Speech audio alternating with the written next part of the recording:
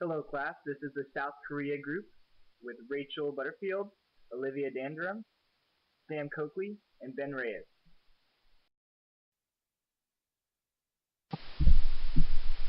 Our three products that we'll be using are the BB Aging Cream, an eyelid surgery, and Soju alcohol. We've done the assessment for the economic and geographic environment, and some recommendations that we've made related to the economic and geographic environment for South Korea include considering the future economy of South Korea. They have an aging population, which may cause harm to the labor force. This might cause a distraction of who's available to work, and one of the things that we found that might be able to remedy this experience is going to outsource some of the labor to China or another country with cheap labor. But also, because of the aging population, our BB Aging Cream will be very successful as the population ages. It'll be more and more popular of a product. And in order for our company to be successful, we must carefully monitor the risks that might come economically or geographically, and be able to counteract any of those risks. An additional risk economically is that South Korea's economy is very heavily reliant on the export industry. And so whenever the entire world might experience a recession similar to the one in 2008, some of those exports will decrease, and this will cause a significant reduction in the GDP of South Korea, because so much of their GDP relies on exporting goods to other countries.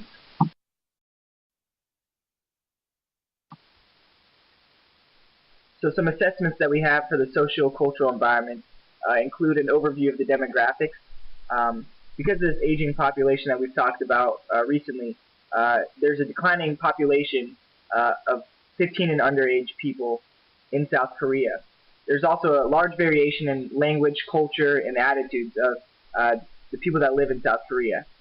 Our products are pretty specific as who we're directing it towards, and it's going to be directed towards the middle class. And in order to make this product successful, we're going to have to find those heavily populated areas, one of which being Seoul, the capital of South Korea. There's also 5 or 6 other cities that are fairly large in population that we're going to have to target. We have a few recommendations for our social and cultural environment and being successful in South Korea with our products. Ads are very prevalent in South Korea, so advertising will be a large part of our company and the success of our company. Celebrity endorsements are also a great way to get involved with the youth in South Korea. There's pop stars that are popping up all over the country, and it's really becoming a significant and central part of their culture. And also, the last recommendation that we have is that Koreans love to drink, and so the distillation of soju could be a benefit to prevent over drinking. And being able to control that in the culture will be a big success for us as a company.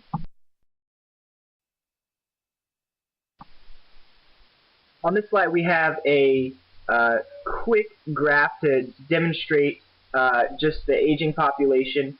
As you can see, they range from the 30s to 60s. That's a very large bulk of the population, and that's going to continue to get older as the younger population, which is a much smaller portion of South Korea's population, is significantly smaller than the middle to upper age individuals of South Korea. So as individuals continue to get older, the population will decrease and will also become much older as an average.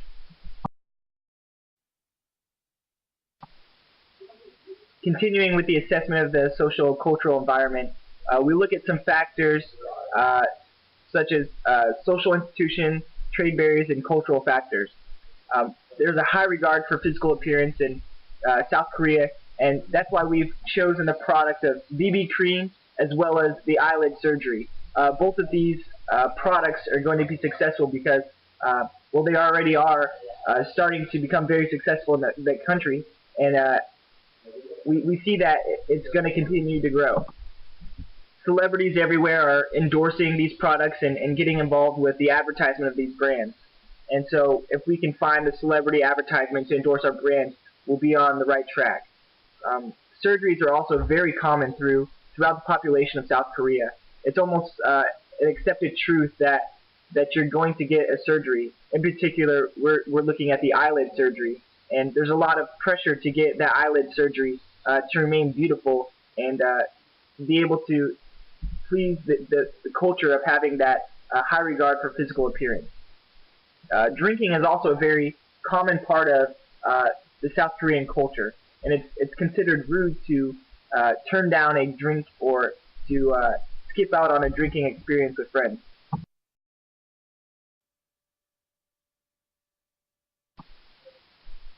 This graph here on the slide shows the procedures per population in 2010. And as you can see, South Korea has a very, very large amount. In fact, it's the largest amount of skin and hair procedures per 1,000 population in 2010.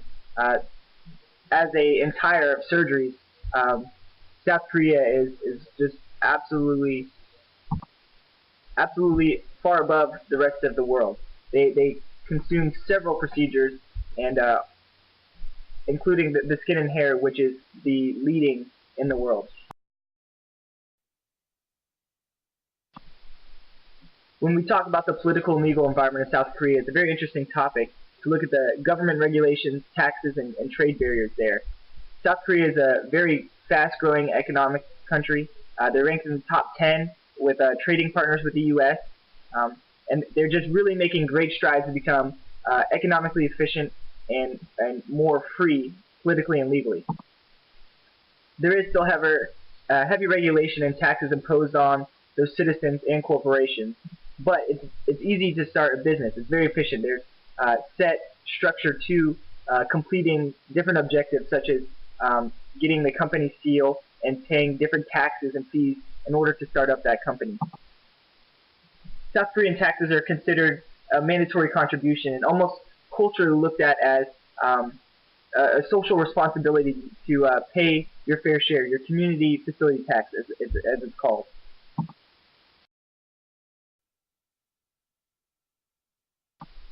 Continuing with our assessment of the political and legal environment, we now take a look at the synopsis of intellectual property rights and the regulation of those rights. I think most importantly, we take a look at private property, and we see that the government effectively guarantees private property and the ability to maintain that property. The judicial system is efficient, and protection of intellectual property could be improved, but still it stands as an effective political and legal environment. According to the 2013 Index of Economic Freedom, South Korea's 50% of freedom from corruption in business equals the court system is inefficient and subject to delays. Corruption may be present, and the judiciary may be influenced by other branches of government. Expropriation is possible, but rare.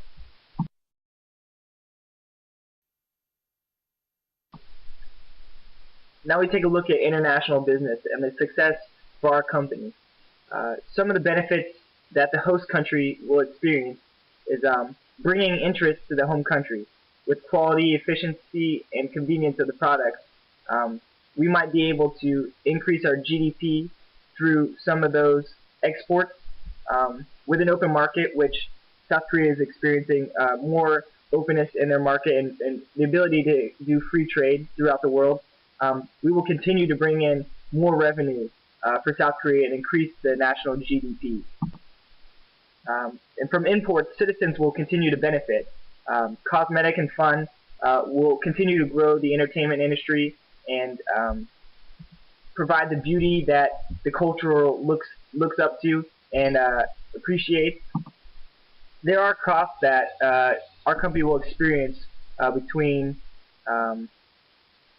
other countries due to trade barriers and international and local regulations, but being an international business will, in the long run, help us. There's a social benefit with being this international company, and it will outweigh the costs from trade barriers and competition and regulation. So overall, it's going to increase society's well-being and outlook on life, and in general, it's South Korean nationalism.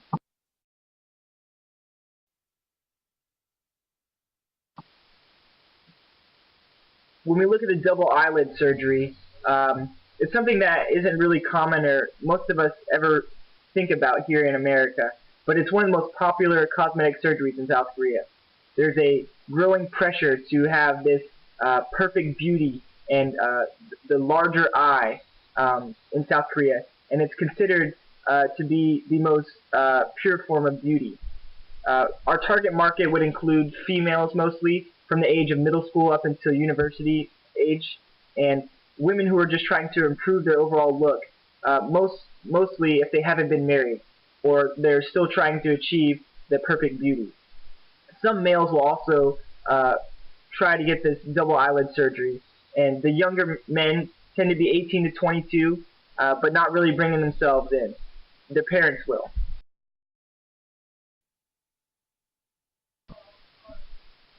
We have some pictures here that kind of just take a look at this double eyelid surgery, and we can examine some of the procedures in the top right of kind of what's going on. In the bottom portion, we have some before and after look, and just the idea of achieving this beauty and needing to get that makeover to look beautiful.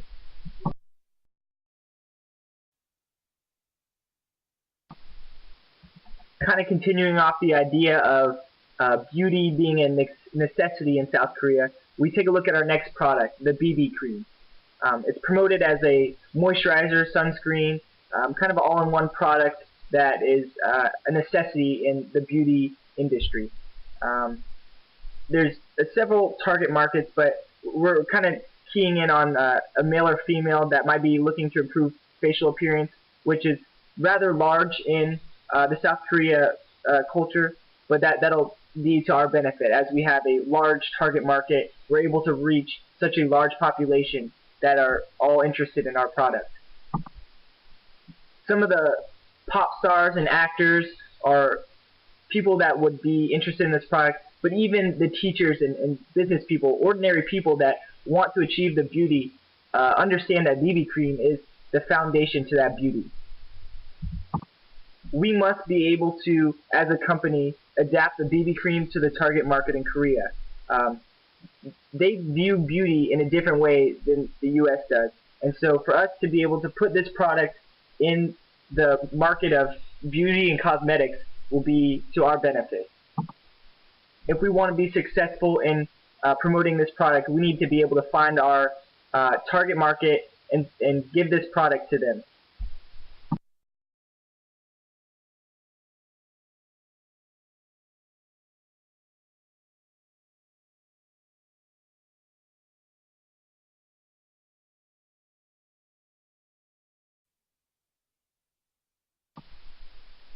Our last product is the soju alcohol.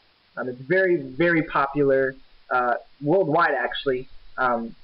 It's a liquor usually made from rice or wheat or barley, and it contains about 20% alcohol by volume. Because of this lower alcohol content, but also the popularity of it, soju alcohol is incredibly affordable. According to CNN Travel, Jinru Soju is the world's best-selling liquor. And a bottle of soju costs about just over $1 and at convenience stores, but at restaurants and bars you might be expected to pay around $3 per bottle. Because it's such a very common alcohol, our target market is very broad once again. It's all levels of income, all people of age to drink, and even underage drinking in South Korea isn't heavily enforced.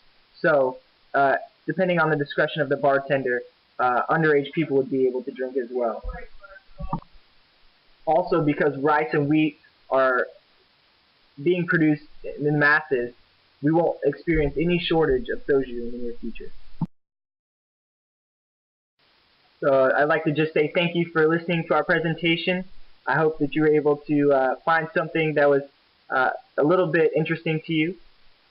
We again are the South Korea group, and our products were the double eyelid surgery, the soju alcohol, and the BB cream cosmetics. So again, thank you for listening to our presentation. I hope you guys have a wonderful break.